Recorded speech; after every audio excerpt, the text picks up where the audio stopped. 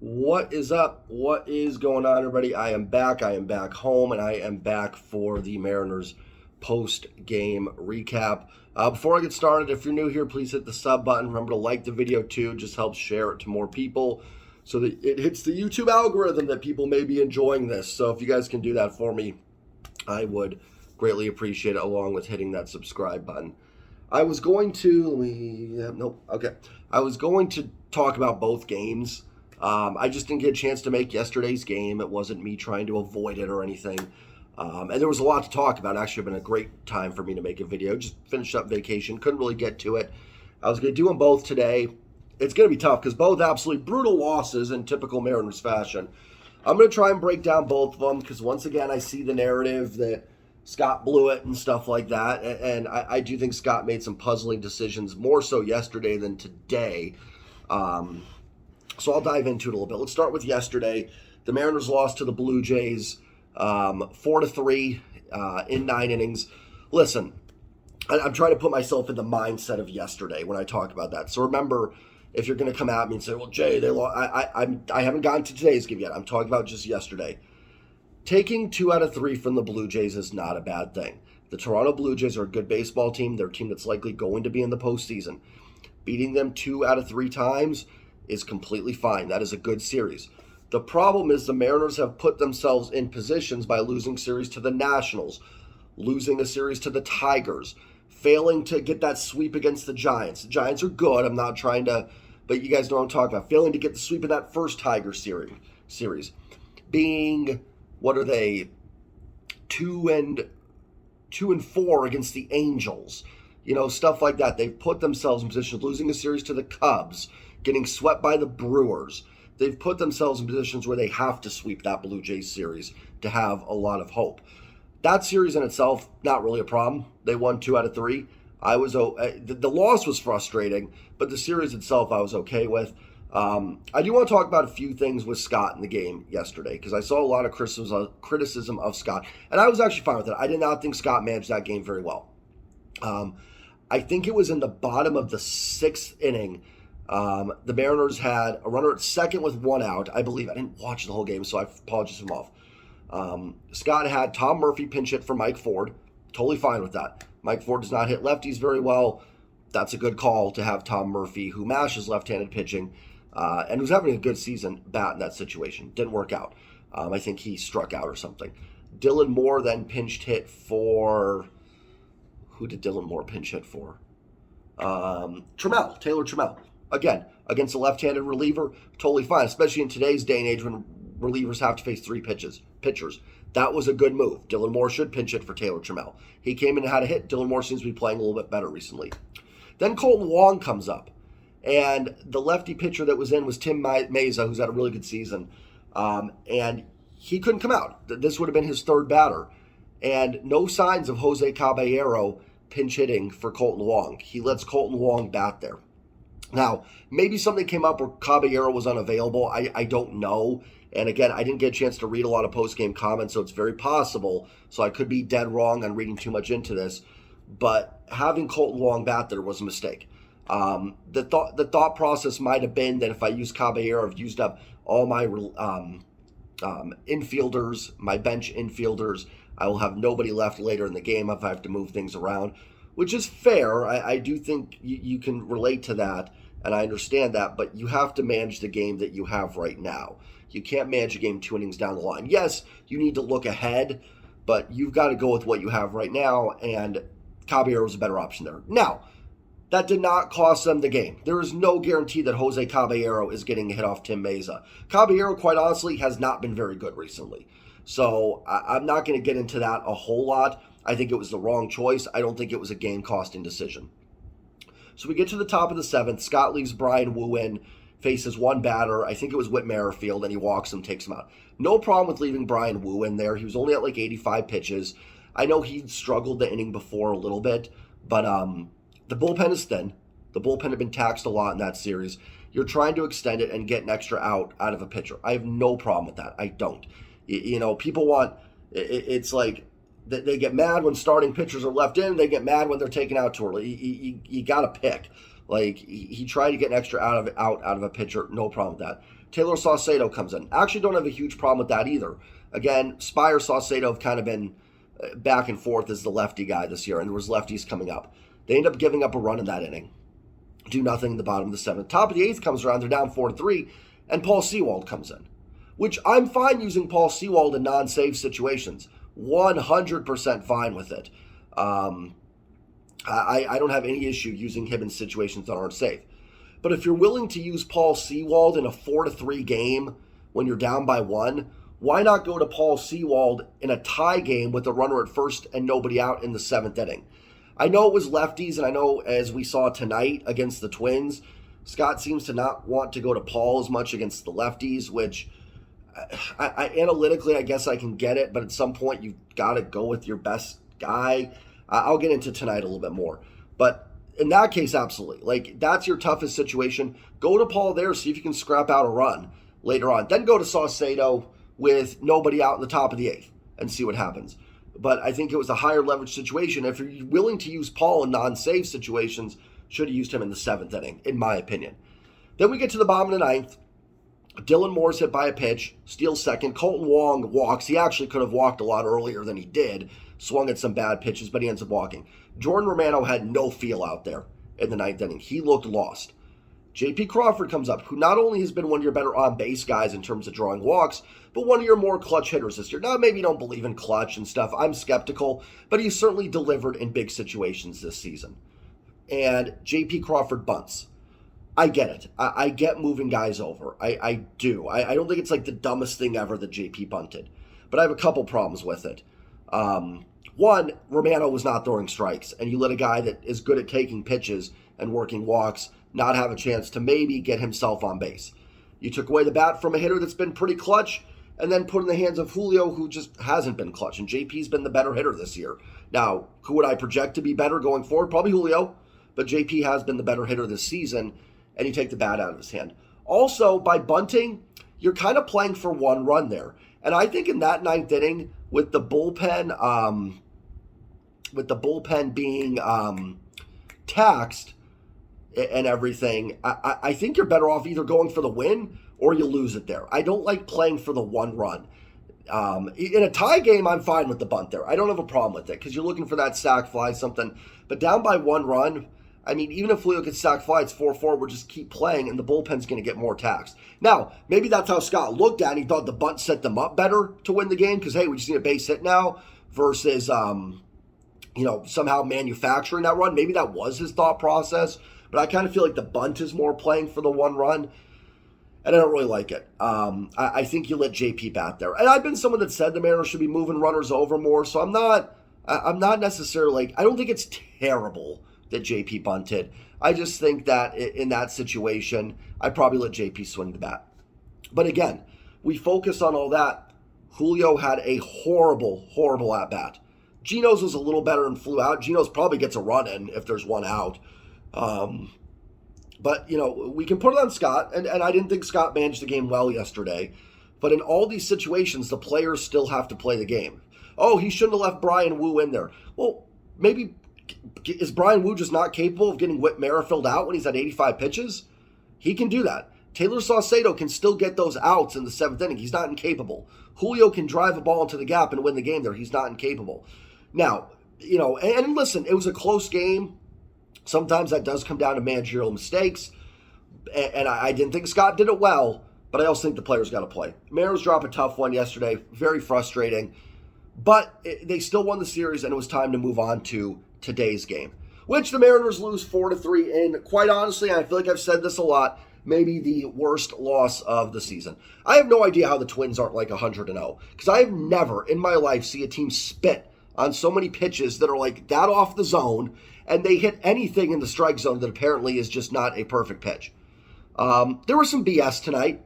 I don't mean BS in terms of like brawling stuff or anything, but I mean the Twins took a 2-1 lead on a single by Christian Vasquez that was literally hit off the handle of the bat and just nubbed its way down the right field line. Exit velo probably 40 on that. Gave the Twins a 2-1 lead.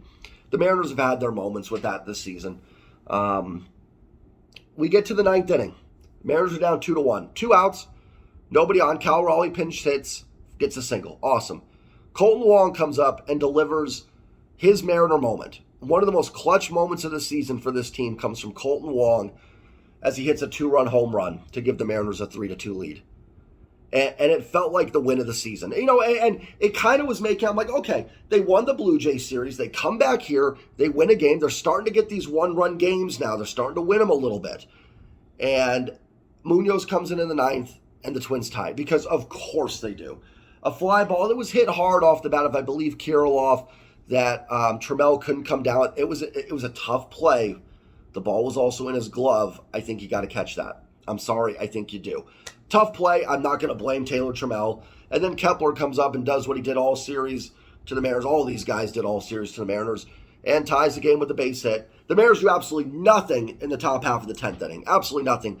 Awful, crap, garbage at-bats from Julio, Gino, and Teo to leave JP at second.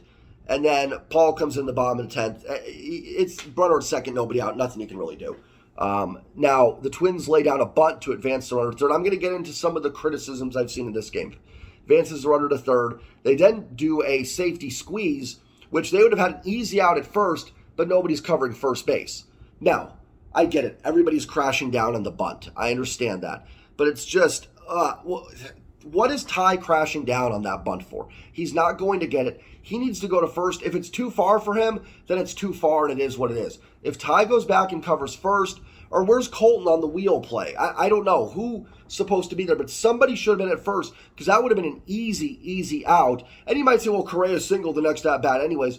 Paul might pitch it differently then. You're not going necessarily for just the strikeout. You're trying to get him out. With that situation, then you have to pitch for a strikeout, and it changes things. So maybe they get out of that. But this team just continues to be incompetent.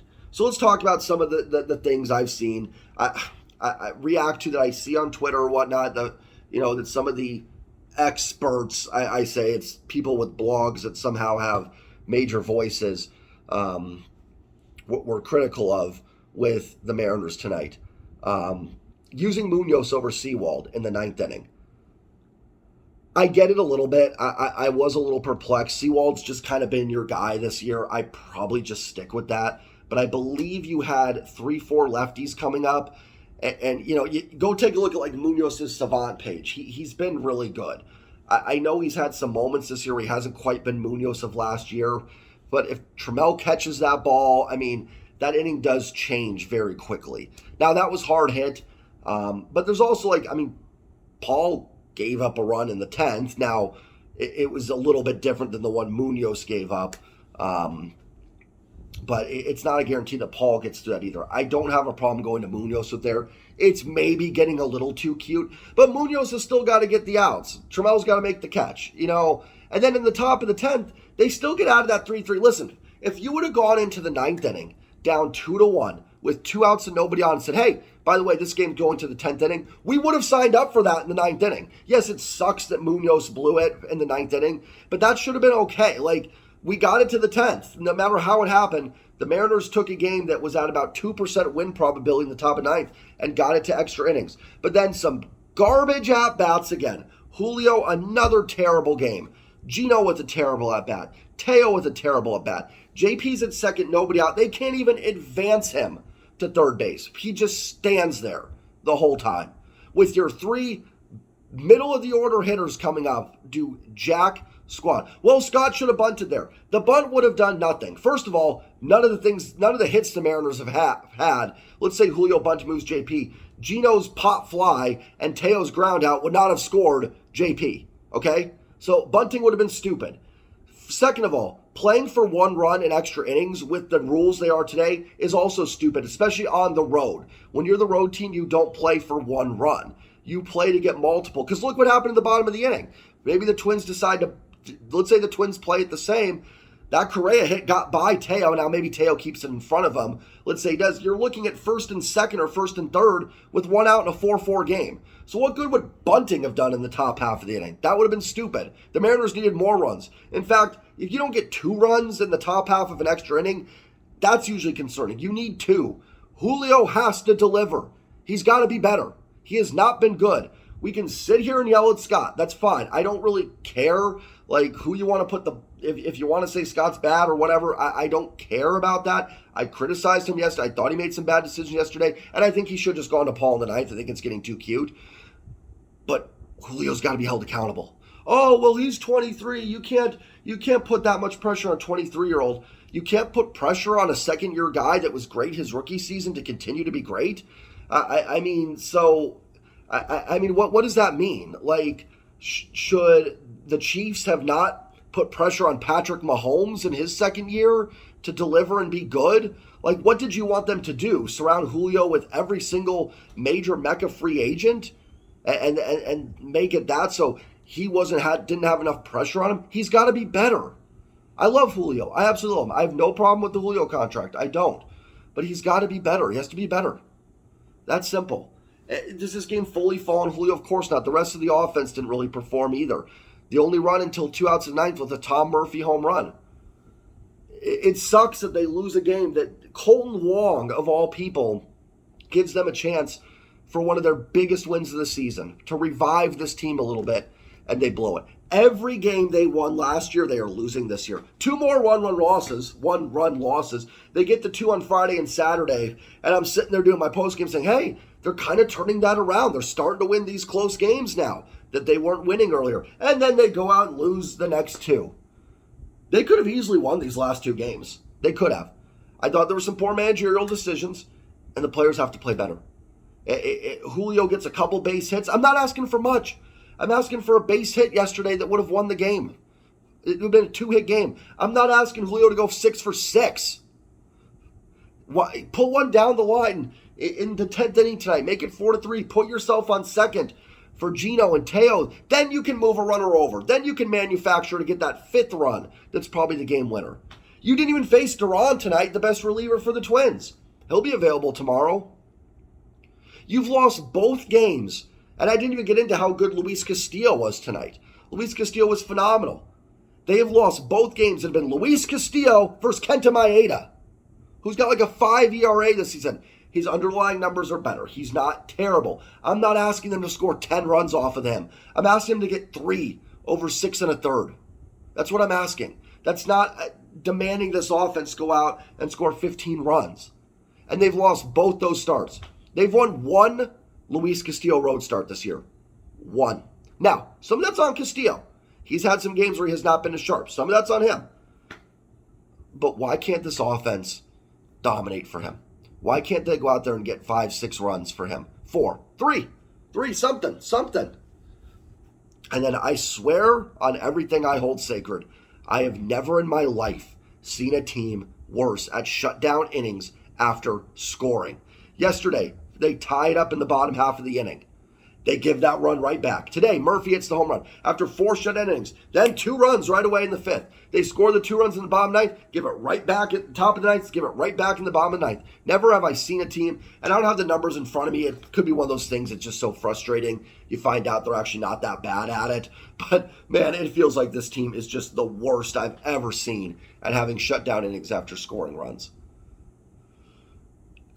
It's a 500 team. It just is what it is. They get us excited, then they go away. I can't imagine this team not finishing 81-81. Everything about this team is 500. Everything they do is 500. They'll go on a streak. I think they'll get some wins in there. But then they'll do this. Like that Blue Jays series, so promising. They'd won 3 in a row. They finished off the Twins series. They win the first 2 against the Blue Jays. We felt good about this team. We did. I was as positive as I've been in a while in my post-game videos. And then it's just right back to lose. And losing close games is better than being blown out. It shows you're competitive. And I do think this team's competitive. I think there's talent there. I would expect a bounce back. I wouldn't go in full sell mode here. I think you can sell and also make some additions at the deadline. But everything this team does. This was game 100. There's only 62 left. This team looks, they're 500. Like, they're going to be 81-81. They'll get to 3 games over, then they'll dip back down. It's just what this team does. Hopefully they can bounce back tomorrow with George Kirby on the mound and get a win. It would be awesome to see this team, find a way to get the W here and still have a chance to win the series. You'll take series wins. They can still do that. But tonight would have been a good start for it. And they had snatched victory from the jaws of defeat, and then they snatched defeat. Wait, whatever the saying is.